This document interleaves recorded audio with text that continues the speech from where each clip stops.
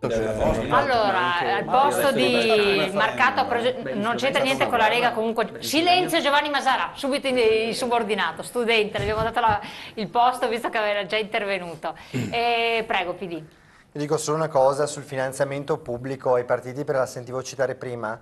Noi il finanziamento pubblico, soprattutto anche per volere del Partito Democratico, che prima l'ha dimezzato e poi l'ha eliminato, da qualche anno il finanziamento pubblico ai partiti non c'è più. No, calma, fino al 2017. Fino al 2017. Allora bisogna essere sinceri fino alla fine. No. Comunque il Partito Democratico attualmente... Non dire una cosa sbagliata. Inesatto, e trae in inganno la gente che ci ascolta. Però mi fate ascolta. parlare dal tesseramento e contribuzioni private. È vero che adesso chi si tessera gli regalate anche il biglietto dell'Expo? È vero? Ma perché non ha detto che cessa dal 2017 il finanziamento pubblico non dei partiti? abbiamo entrate da parte statali attualmente. Dica la verità fino in fondo. Venite a vedere, ci sono chiaramente dei rimborsi provenienti però è stato cioè le nuove entrate per la campagna elettorale che stiamo facendo oggi, la facciamo con i proventi del tesseramento. Ma lì avete i proventi del il tesseramento fino al 2017 e le entrate di privati. Venite a vedere i bilanci. Vedete continuiamo consapevoli di dare una abbiamo anche avuto un problema disinformazione. occupazionale, perché chiaramente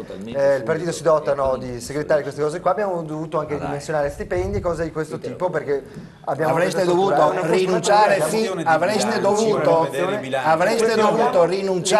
da subito al finanziamento e competere sul piano di parità con le altre forze politiche, sul piano delle idee, non sul piano dei soldi, non mettendo fuori i cartelloni e tappezzando le città. Abbiamo tappezzato anche molto poco, perché come dicevo prima vedremo infatti quando diventa calda la competizione. Campagna elettorale completamente trasparente, andate sul sito internet della Moretti o del PD, tutte le spese sono certificate e visibili. Come dicevo prima, basta avere i soldi, anche noi li certifichiamo, basta avere i soldi.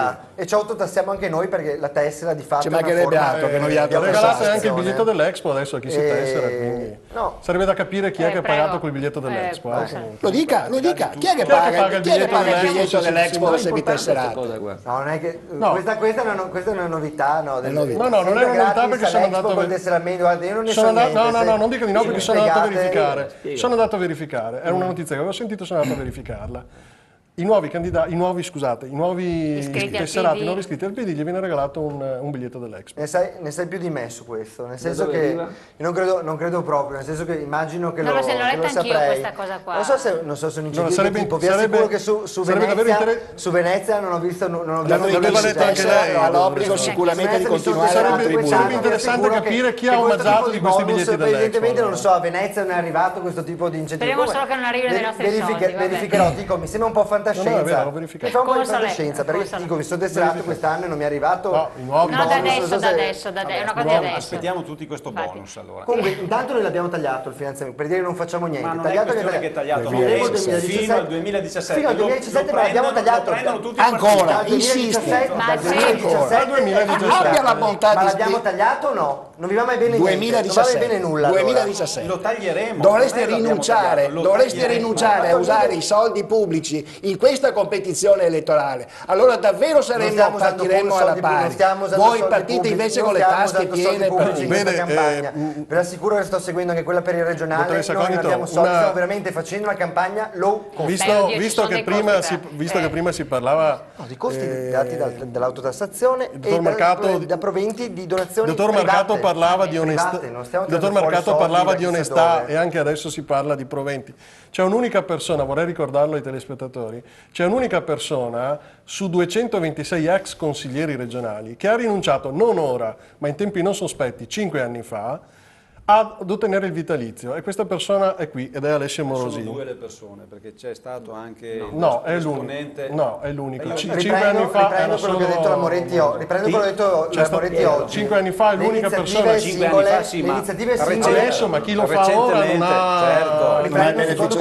Speriamo che cominciano a prendere coscienza. La riprendo proprio al volo, che oggi c'è stata una discussione con i 5 Stelle proprio su questo. Io apprezzo tantissimo chi decide di lasciare i soldi. Anch'io quando ero in consiglio di amministrazione dell'ESU avevo accumulato più di 2.000 e passa euro in gettoni di presenza e li ho lasciati tutti. L'avvocato Morosini ha lasciati 120.000, quindi... ognuno lascia chiaramente quello che è per uno studente. Vi assicuro, mio padre mi fa ancora pesare che gli dovrei restituire i soldi all'università con quelle entrate lì, ce le ho lasciate completamente agli studenti. Però, come ha detto oggi la Moretti, che è una cosa molto importante, le iniziative personali vanno bene e sono sicuramente pregevoli, però è vero anche che dobbiamo fare un salto di qualità, iniziare a normare per legge alcune cose, ed è anche il dibattito che è esploso oggi con i 5 Stelle. Il Partito Democratico oggi è uno dei pochi, anche all'interno qui del Veneto, che sta davvero tematizzando la questione dei tagli, ma tagli anche pesanti. La stessa Moretti ha dichiarato che si taglierà lo stipendio. Pensavo che sono partiti dai 5 Stelle, a dire il vero, però sono stati i 5 Stelle c'è stata beh, i 5 Stelle hanno detto firmano. L'ha costretta in certo qual modo? Non l'ha costretta, perché lei ha cambiato discorso, non può essere delegato soltanto ai singoli, bisogna normale, cioè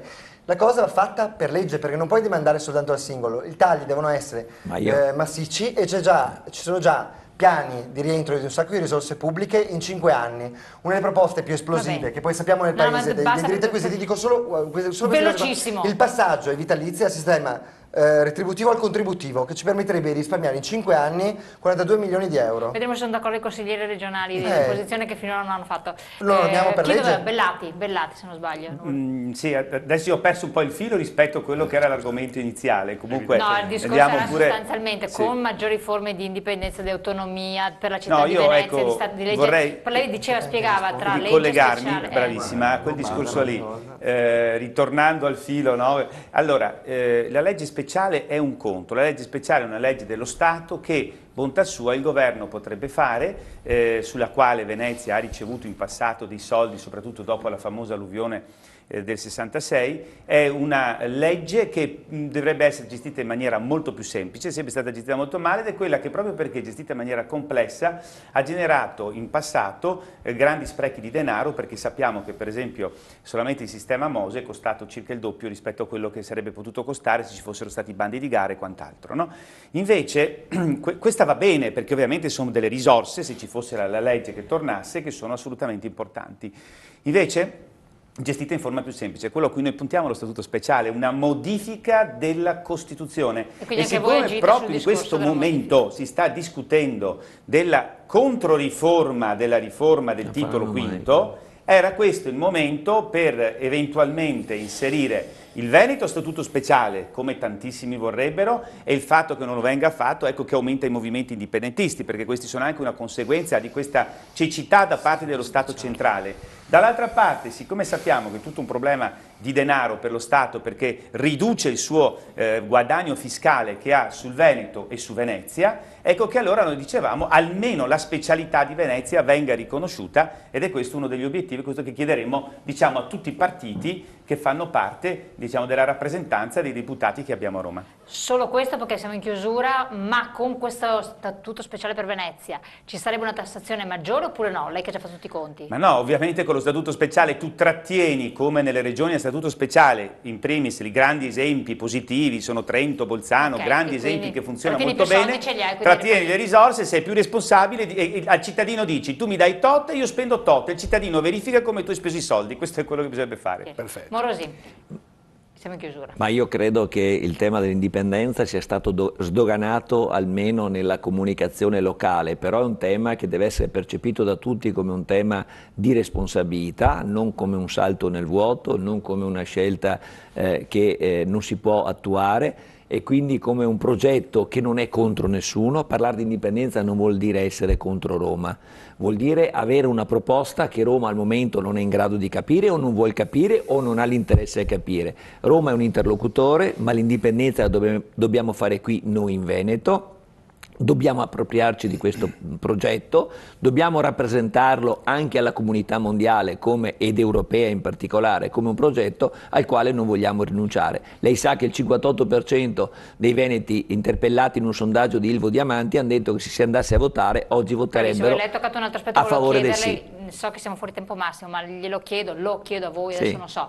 non dovrebbe essere, questa è un po' la rappresentanza che abbiamo qui, un tema trasversale. Certo, ma lo è. Cioè, L'indipendenza è trasversale. Lei del pensi, PD, di dottoressa tutti. Cognito, lei pensi, a parte il ragazzo giovane qua che abbiamo avuto stasera di Sanca Veneta, che nella dimostrazione, ma all'interno del nostro movimento i 2/3 degli iscritti sono in rappresentanza di diverse diciamo, espressioni di pensiero.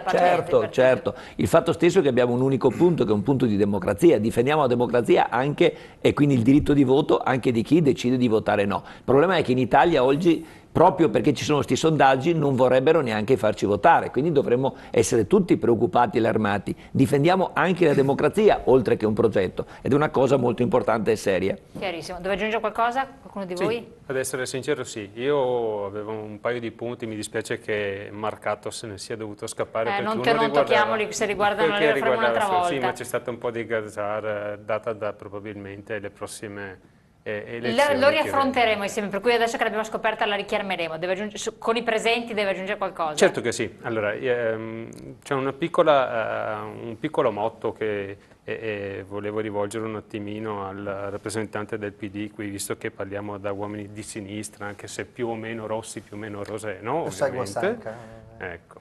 In realtà c'è un motto che esce da Esquerra Republicana Catalana, che è il partito di sinistra appunto della Catalogna, che dice che l'espropriazione fiscale è l'espropriazione sociale.